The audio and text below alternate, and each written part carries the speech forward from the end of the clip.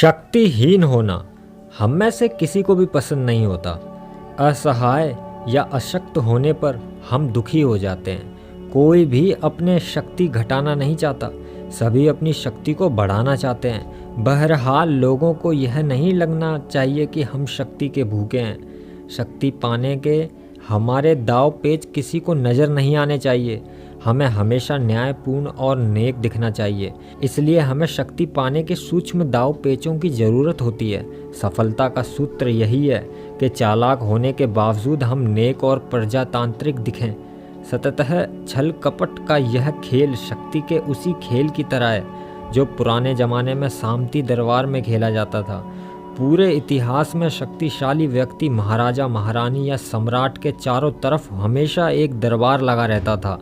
दरबारी अपने स्वामी के निकट आने की कोशिश करते रहते थे, लेकिन वे जानते थे कि अगर वे खुलकर चापलूसी करेंगे या शक्ति को पाने की कोशिश करेंगे तो बाकी दरबारियों का ध्यान उनकी तरफ चला जाएगा और वे उनके इरादों को नाकामयाब कर देंगे।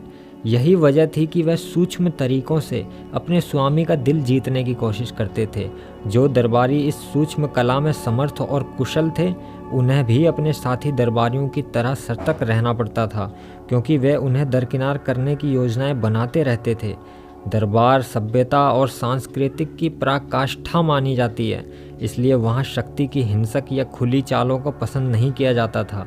जो दरबारी शक्ति का खुला प्रयोग करते दिखते थे, दूसरे दरबारी गोपनीय रूप से उनके खिलाफ काम करने लगते थे।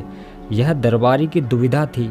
एक तरफ तो उसे शालीनता की मूर्ति दिखना था और दूसरी तरफ उसे अपने विरोधियों को दबाकर आगे निकलना भी था। सफल दरबारों ने समय के साथ अपनी चालों को छिपाना सीख लिया था। अपने विरोधियों के पीठ में छुरा भोंकते समय भी उनके हाथ पर मखमल का दस्ताना और उसके चेहरे पर मधुर मुस्कान होती थी।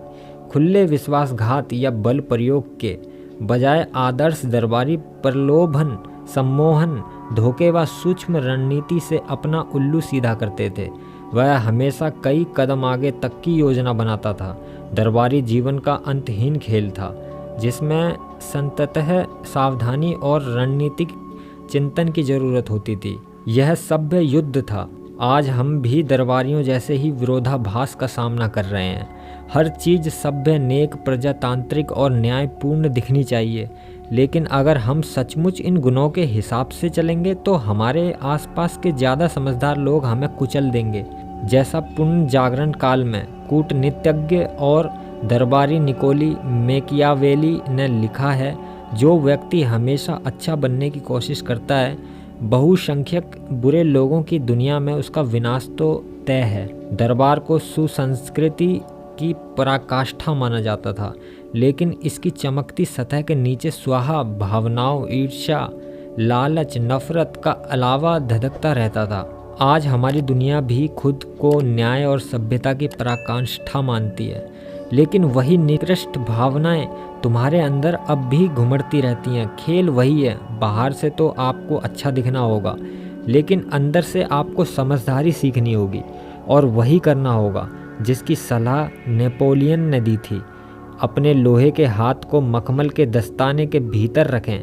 अगर पुराने ज़माने के दरबारी की तरह आप भी अप्रत्यक्ष और सूक्ष्म कलाओं में महारत हासिल कर सकें, अगर आप भी प्रलोभन, सम्मोहन, धोखे और चतुर योजनाओं से अपने विरोधियों को दबाना सीख सकें, तो आप शक्ति की ऊंचाइयों पर पहुंच जाएंगे।